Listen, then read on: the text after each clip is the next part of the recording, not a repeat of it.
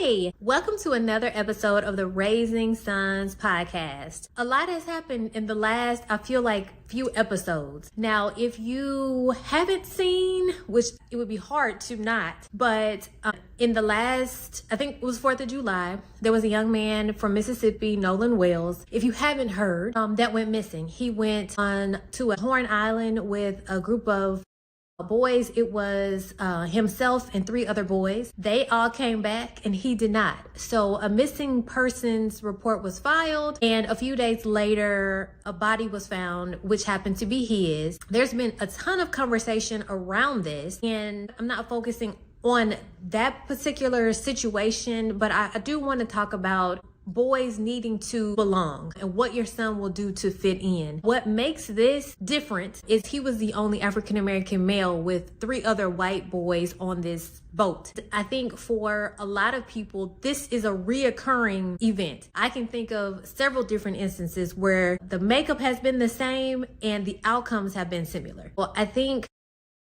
it's important to talk about what is this sense of belonging? Because when I started to peel back the layers and just kind of sit with this, that is what it kind of boiled down to. Like needing to belong, wanting to belong. Abraham Maslow, who is a psychologist, came up with the hierarchy of needs. And belonging is the triangle. In our needs, it's the third thing. It's basic needs like food, water, then it's safety and security, and then it's belonging. Belonging is a drive. It's not a preference. An adolescent brain treats exclusion like physical pain. I just want you all to think about that for a minute. The adolescent brain treats exclusion like physical pain. I know that there have been times, even as an adult, where you're left out of things and it does make you feel bad. But imagine being a kid and being left out.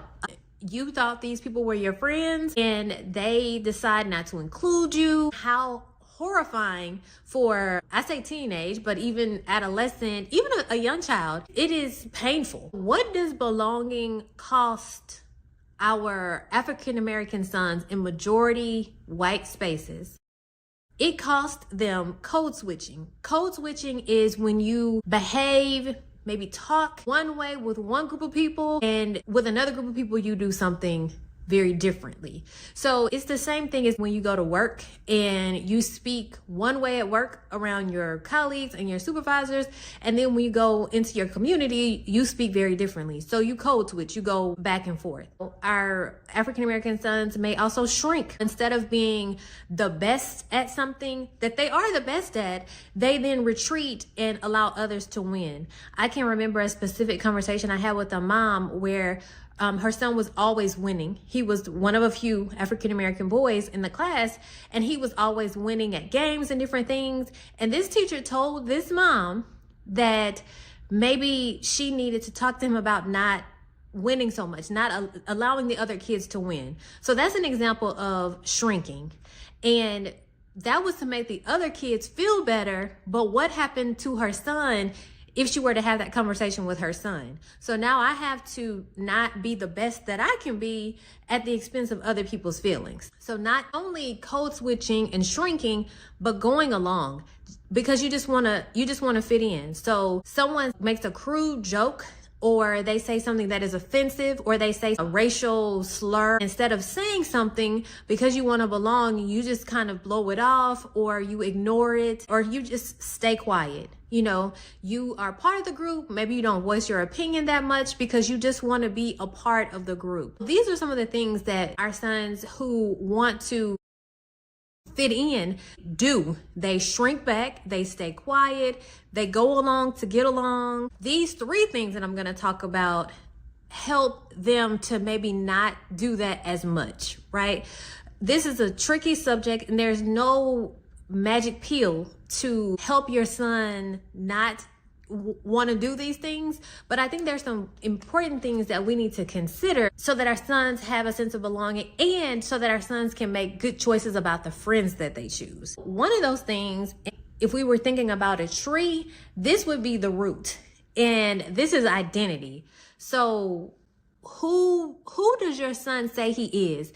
And this does not start when your son is 16, these conversations start when your son is young. I always say we have to start with the end in mind, meaning we have to start early thinking about what kind of man we want our son to become, because everything we do from birth until is contributing to his identity. So who your son is, not who others say that he is, but who he is. When my sons were younger, I would have them tell me 5 characteristics about themselves. Not something that I derived, but something that they had to come up with on their own. Now, they were young, and I did have to help them, and then they helped each other. Once they came up with those 5 characteristics, I had them repeat them consistently. So I am smart, I am handsome, I am resourceful, I am independent, I am whatever those 5 characteristics that they said they were. Not only that, but I would also share with them, not only are you these things, but you're who God says that you are. And who does God say you are? God says that you're fearfully and wonderfully made. God said that he formed you in his mother's womb. So those are things that I would tell my sons early on, so that it would be so seeped into them that there will be no doubt, because I knew that things were going to come. And so I would highly encourage you as moms to do the same thing. And even if you didn't start when they were young, you can start now. It is harder. I will tell you this, it is harder to drown out the noise of what other people say now than it was when they were younger, right? Because you had their whole ear, you their whole life. Now, when they start getting to middle and high school, that changes. And I know that. But laying that foundation, laying those roots is so important. We want to make sure that we are affirming our sons, that we are putting them in places that affirm him. That's my second one. My second one is talking about environment, but I want to stay on this a little bit longer. I want to tell you about identity development. Identity development begins early and changes with each developmental stage. So around 6 to 18 months, babies learn that they are distinct individuals. So they are separate from their mom and their dad. They're their own person. And usually that's when you start to see separation anxiety. In toddlerhood, they begin to recognize themselves. So they look at themselves in the mirror and they're like, oh, that's me. And they're pointing to themselves. They have preferences. They have likes and dislikes.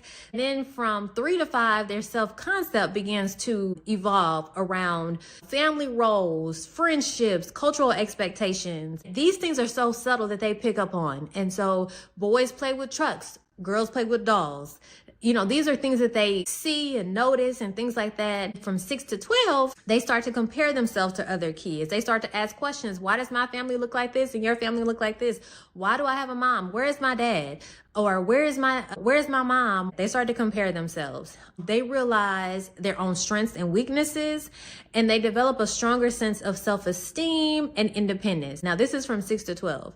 And then, of course, adolescence. This is identity formation at its finest. This is when they begin to explore their values, ethics, gender, long-term goals, things like that. And so I'm sharing this with you because I want you to see how identity development starts early. Where we put our kids, what we say to our kids, where we surround them matters. Okay, so identity is first. Identity is the root. After identity, it's environment. And so not only do we tell them, or do we have them tell them who they are, and then you help them in addition, but then you put them in places that reinforce that. So you put them in environments where they are celebrated and not just tolerated. Places where they're seen as human, as someone that is good, a place where other people look like you. This helps to build your confidence. And so when you see someone, when someone is encouraging you and applauding you and they look like you, you're like, okay, so you know, I fit in, I belong here because these people look like me. I was listening to a video this morning of a family that moved to Ghana, and the little girl was saying before she moved to Ghana, she went to a school where she was the only one that looked like her. And she was saying once she got to Ghana, her family lives on a compound. She goes to school, and she said, I feel like I belong here because everybody looks like me. There is a sense of acceptance, a sense of being affirmed because you see other people that look like you. The environment is a place where people know what you're capable of and push you to excel. They know that you're great. They don't look at the outer part of you. They don't look at your skin tone and think that you can't produce or you can't do more than what you can do, or that you're limited because of your skin tone. The environment is a place where you're exposed to opportunities to learn about people that look like you. So not only do you see people that look like you, but you learn about other people that look like you. An environment is a place where you are included. That's the expectation. You will join in, you will participate in all of the things that we offer. A place where your voice matters and your concerns are heard. Not just when things are wrong, but when things are right too. Your identity is your root, and then your environment is the trunk of the tree. Lastly, community. Who are you surrounding your son with? What are those people saying about your son? Are they building him up or are they tearing him down? Are they saying negative things? What is the community that you have your sons around? What are they saying? Are they making fun of his choices? Because the other thing that I talk about with the sense of belonging is masking. A lot of times our boys will mask things that they like to do if they're not deemed as cool. Sometimes playing an instrument is not seen as cool, so they won't say that they like playing the instrument, or they won't even let other people know that they can play an instrument because it's not cool. Maybe even wearing glasses. So glasses right now seem to be trending, so maybe that's not a thing, but wearing glasses, because I can remember growing up, people would they would wear glasses, but they wouldn't have them on all the time. They would only have them on in class, so people wouldn't make fun of them, right? Because it wasn't the trend to wear glasses. Are they trying to get the people that are around him in your community, are they trying to get him to be someone that he isn't? Are they attributing adult characteristics to him as a child? One of the things that I do not like, it just kind of seeps under my skin, but I hear moms of little boys or even baby boys say, oh, he likes women. He always staring at a woman, or he always trying to get a woman's attention. Or like when little boys are toddlers and they're like, how many girlfriends does he have? Because no one ever asked that of little girls. They never say, well, how many boyfriends does she have? But I've heard that time and time again with little boys. How many girlfriends does she have? I can imagine if you grow up hearing that same thing over and over again, as a boy, you begin to think, oh, so I need to have girlfriends, not a girlfriend. I need to have girlfriends. Or, someone's constantly telling you, oh, you like women. As a baby, you did this. Or as a toddler, you did this. You love women, da, da, da, da. Words matter. Life and death is in the power of the tongue. So what is your community saying to your son? I talked about identity, I talked about environment, and I talked about community. These are all protective factors to help your son be strong in knowing who he is, and to some extent not being sucked into trying to fit himself into spaces that he wouldn't otherwise be in. This speaks into choosing friendships, making sure that you are choosing friends that you can be you. You can be the best version of yourself with people. And maybe you don't have a whole collection of friends. Helping your son to use wisdom and discernment on how to choose and how to choose friends wisely. That goes back to him having a strong identity, him being in environments that celebrate him and not tolerate him having a community of people that are uplifting him and help him to know who he is, where he belongs, and that he is good, that he is great. And the community speaks those things into him. So I know I went around them being, because I started off talking about belonging, which I think is at the